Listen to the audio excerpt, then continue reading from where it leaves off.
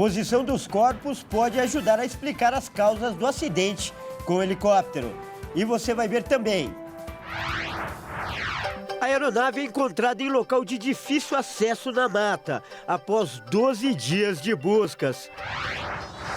Polícia Federal do Brasil oferece serviço de inteligência para ajudar o Equador a enfrentar as facções criminosas. Governo estuda cobrar 20% de impostos nas compras feitas pela internet em sites estrangeiros. E a dica para o fim de semana é para as crianças. Um parque multimídia onde até as paredes ganham vida. Vem pro parque! Vem pro parque, gente! Vem brincar comigo! Tudo isso você confere a partir de agora no Jornal das 18h30.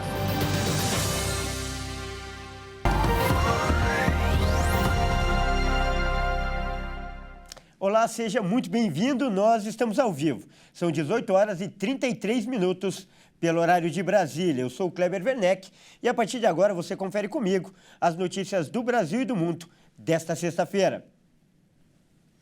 E hoje, depois de 12 dias de buscas, foi encontrado um helicóptero que estava desaparecido em São Paulo. A aeronave estava em destroços em uma região de mata na cidade de Paraibuna. Os 4 ocupantes morreram, infelizmente. Acompanhe agora um passo a passo desse caso que mobilizou as autoridades e chocou o país.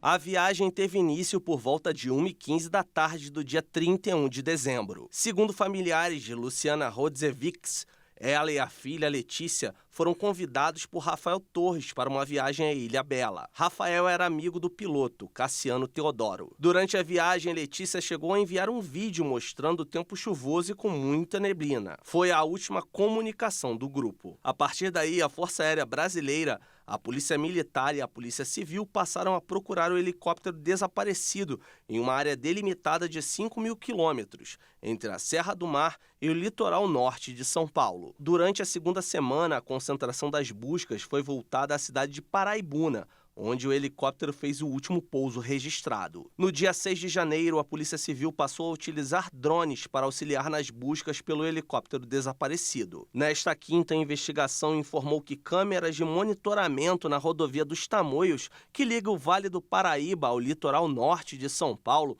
captaram imagens que poderiam ser do helicóptero, até que finalmente a aeronave foi encontrada em destroços e os corpos estavam ao lado. E o próximo passo agora é a realização da perícia no local onde o helicóptero foi encontrado e a retirada dos corpos. E essa não é considerada uma operação fácil, por se tratar de um local de mata fechada. 3 bombeiros vão acessar o local por via aérea para retirar os corpos, segundo informações da polícia. A perícia será feita pelos médicos do Instituto Médico Legal. Ainda não se sabe se as 4 pessoas morreram com a queda do helicóptero ou após. Os corpos foram encontrados ao lado da aeronave. E, segundo especialistas, essa posição dos corpos pode ajudar bastante a trazer as respostas, inclusive determinar as causas da queda, se houve pouso forçado ou até falha mecânica. E para falar mais sobre o acidente que, como eu disse, chocou o país, nós vamos conversar agora com o perito em aeronáutica, Daniel Calazans. Boa noite, Calazans. Seja muito bem-vindo aqui ao Jornal das 18h30. Olá, Kleber. Boa noite. À disposição. E nós acabamos de ver aí que os especialistas dizem que a posição dos corpos pode ajudar bastante a dizer as causas do acidente. E eu peço, então, que você explique por que esse detalhe é tão importante na investigação. Na realidade, a perícia aeronáutica vai analisar o ângulo de impacto da aeronave. Se a aeronave caiu numa forma horizontal ou numa forma mais vertical. É claro que os corpos acompanham esse movimento. Por isso que é importante saber a posição dos corpos, pois, por intermédio dessa posição, é possível estimar a causa do avião, ou como, né, que nós chamamos o ângulo de impacto, ou como o helicóptero impactou o solo. Excelente explicação, Calazans. É uma questão de física, né? O movimento do corpo acompanha o movimento do helicóptero. E alguns especialistas afirmaram na mídia hoje que voar com aquele modelo de helicóptero na neblina é inaceitável. Essas foram as palavras que a gente encontrou na mídia. Você concorda com essa afirmação? Eu considero que as condições climáticas é um ponto importante na linha de investigação. Considerar as câmeras que flagraram aí e se confirmar que aquele helicóptero estava voando corresponde ao helicóptero acidentado naquele momento, nós consideramos, sim, periclitante a conduta do piloto. Isto se verificando é uma questão muito difícil de analisar, mas é complicado, pois aí não são mais as condições climáticas que entram em jogo, nem mesmo as condições do helicóptero, e sim a conduta do piloto. Tá certo, então, nós acabamos de conversar com o Daniel Calazans, ele que é perito aeronáutico. Muito obrigado mais uma vez por sua participação aqui no Jornal das 18h30, Daniel. Obrigado, Kleber, sempre à disposição. Um abraço. Grande abraço. E olha só, a Polícia Federal do Brasil ofereceu seu serviço de inteligência para ajudar o governo do Equador a enfrentar os grupos criminosos que atuam no país. Os brasileiros se colocaram à disposição para treinar os equatorianos e mostrar as novas tecnologias para rastrear principalmente o dinheiro das quadrilhas. A informação foi feita pelo diretor-geral da Polícia Federal, Andrei Rodrigues. Ele confirmou ter oferecido ao governo do Equador ajuda na área de inteligência para enfrentar as quadrilhas ligadas ao narcotráfico, que estão no centro da crise de segurança que o país atravessa. De acordo com ele, foi ofertado aos equatorianos treinamento em investigações e ferramentas tecnológicas voltadas ao rastreio e apreensão de bens e recursos financeiros de quadrilhas. O objetivo é descapitalizar esses criminosos para dificultar a atuação deles. Também foram oferecidos treinamentos e equipamentos para identificação de presidiários, com o uso de recursos de biometria. Um dos principais focos da crise de segurança no Equador está nos presídios.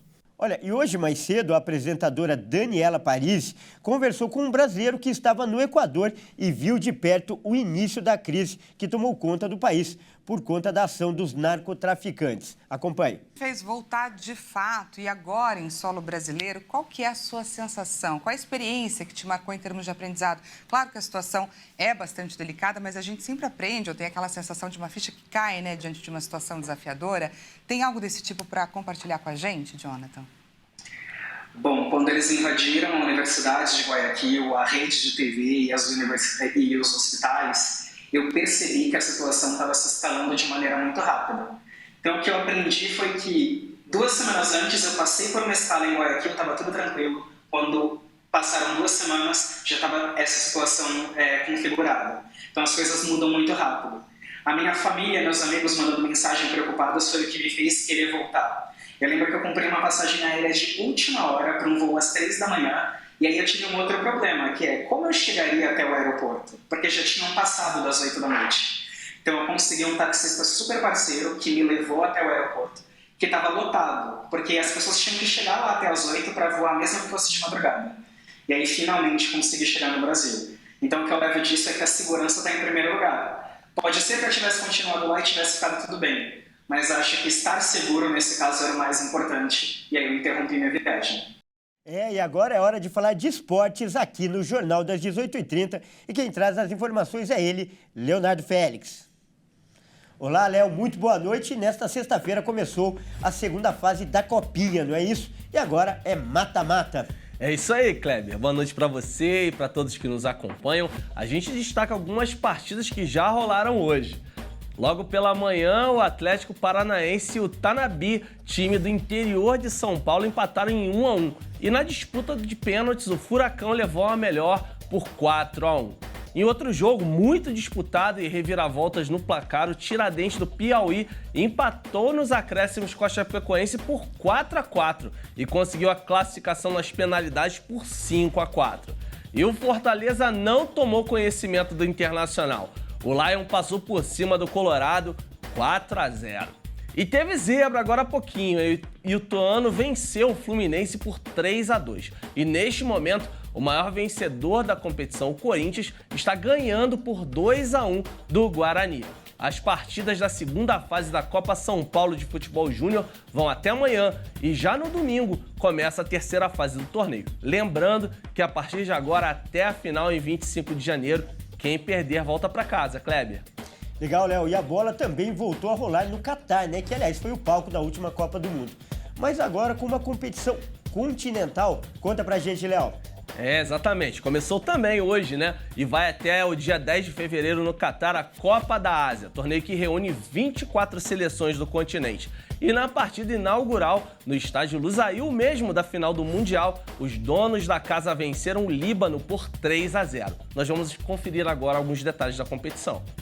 O Catar, que é o país sede desta edição da Copa da Ásia, é o atual campeão. A competição deveria ser disputada em 2023 na China, mas por conta da política de tolerância zero durante a pandemia de Covid-19, o país desistiu de realizar o torneio. Com isso, a estrutura da Copa do Mundo de 2022 voltará a ser utilizada. 7 dos 8 estádios do Mundial vão receber o público. O principal deles foi palco da final da Copa, o Lusail. O Japão é o maior vencedor da Copa da Ásia, com 4 títulos, e entra como favorito. A equipe da Terra dos Samurais vem de uma sequência de 10 vitórias, entre elas sobre a Alemanha no ano passado, e goleadas recentes sobre a Tailândia por 5-0 e a Jordânia por 6-1. Coreia do Sul, Austrália, Irã e Arábia Saudita são outras seleções bem cotadas para levantar o troféu. As 24 seleções foram divididas em 6 grupos de 4 países. Elas se enfrentam em turno único dentro da chave. As 2 melhores colocadas de cada grupo e as 4 melhores terceiras se classificam para as oitavas de final. A competição segue em mata-mata até a definição do campeão.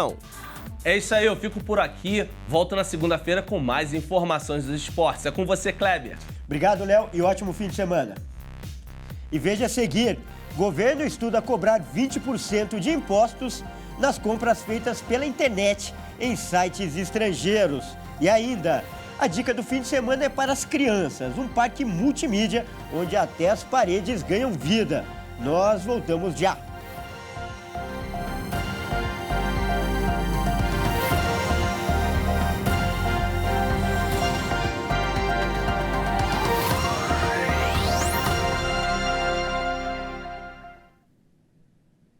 Olá, mais uma vez, seja muito bem-vindo. Nós estamos de volta e ao vivo. São 18 horas e 46 minutos pelo horário de Brasília. E a gente volta com uma notícia não tão boa para o consumidor. Isso porque o governo federal estuda voltar a cobrar impostos nas compras pela internet de produtos importados. A taxa deve ser de 20% para compras acima de $50 ou R$240 na cotação de hoje. A intenção é usar esse dinheiro para cobrir a desoneração da folha. Técnicos do Ministério da Fazenda estudam alternativas de arrecadação que possam compensar a eventual manutenção da política de desoneração da folha de pagamentos. A decisão cabe ao presidente do Senado, Rodrigo Pacheco, que já avisou que só dará a palavra final após conversar com o ministro Fernando Haddad na próxima semana. Até lá, as equipes testam sugestões apresentadas por parlamentares e membros do governo na busca de recursos que permitam financiar o fim do programa. Uma delas é a taxação de compras online dos sites no exterior, com um valor inferior a $50. Atualmente, a tributação federal está zerada e só há incidência de imposto estadual, o ICMS, de 17%. Em conversas reservadas nos últimos dias, o presidente do Senado, Rodrigo Pacheco, colocou a possibilidade sobre a mesa, assim como o remanejamento de parte dos recursos que são destinados ao fundo eleitoral de R$4,9 bilhões. O entendimento é que não é possível rejeitar a medida provisória baixada pelo governo e que revogou a desoneração da folha de pagamentos sem encontrar uma saída para compensar os custos com o programa.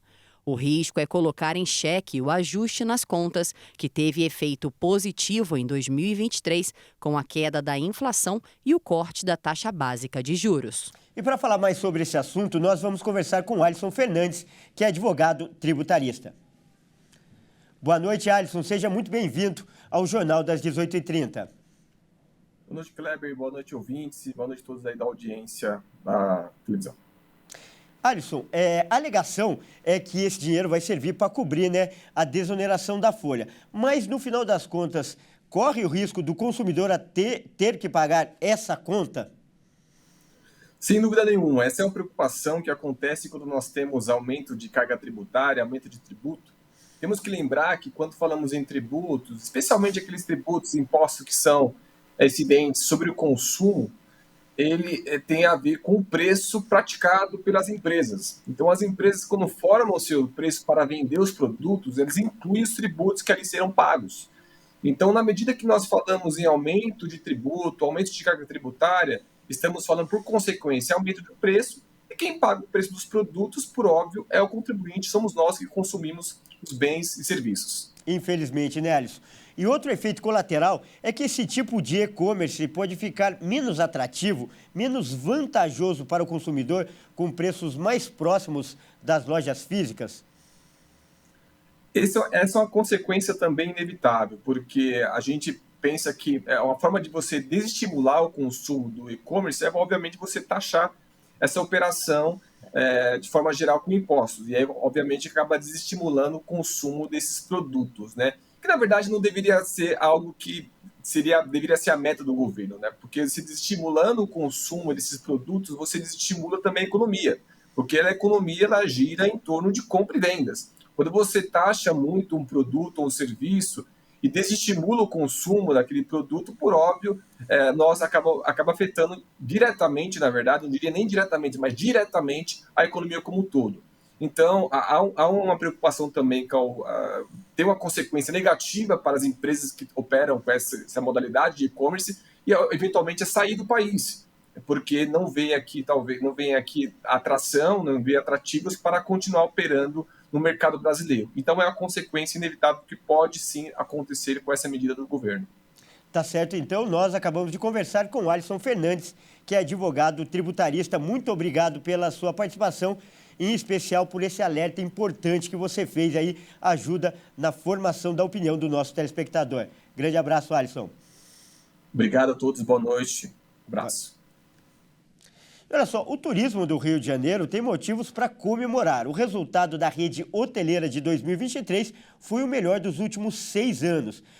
Mas quem tem mais informações é o repórter Anderson Nascimento. É isso, a rede hoteleira do Rio de Janeiro fechou o ano de 2023 de forma positiva. Segundo uma pesquisa divulgada pelo Sindicato Patronal dos Meios de Hospedagem da cidade do Rio, a ocupação hoteleira na capital fluminense fechou 2023 com média superior a 70%, melhor resultado dos últimos 6 anos. E os melhores índices foram registrados nos meses de janeiro e novembro. Na avaliação do presidente do Hotéis Rio, Alfredo Lopes, esse recorde de ocupação na rede hoteleira carioca resultou de um trabalho conjunto de promoção e divulgação pela Prefeitura, Governo do Estado e iniciativa privada. Bom saber que o Rio de Janeiro está voltando a ser um dos lugares mais visitados e escolhidos para poder receber turistas. Bom, a gente sabe que o Rio tem muitos lugares bonitos de se ver, que a gente possa continuar preservando esses lugares. De volta para São Paulo. Se você ainda não sabe o que fazer para se divertir nesse fim de semana, se liga agora nessa dica. E a dica hoje é para os pequenos. É que além de brincar nas férias, as crianças também têm a oportunidade de aprender. E um bom programa para isso é o Hello Park em São Paulo. O local oferece atrações multimídias e interativas. Lá, até as paredes ganham vida. Confira na reportagem do Marcos Marinho. A Noemi já havia chegado e olha que ela não perdeu tempo mesmo. Eu brinquei em todos, aí eu queria ir naqueles lá. Qual que é aquele? É que a gente sobe ali, aí a gente escorrega e tem um monte de bolinha. Isso porque são dezenas de interações diferentes. E é aquilo, não poderia ser diferente. Bastou juntar a brincadeira com a tecnologia e a criançada faz a festa.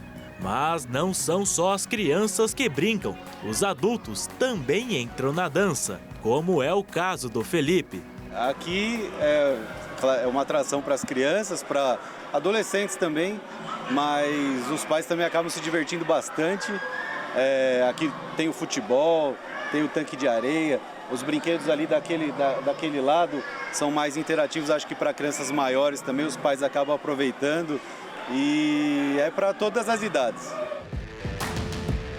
Os mais aventureiros podem se divertir com paredes de escalada, amarelinha e até mesmo com grandes colchões infláveis.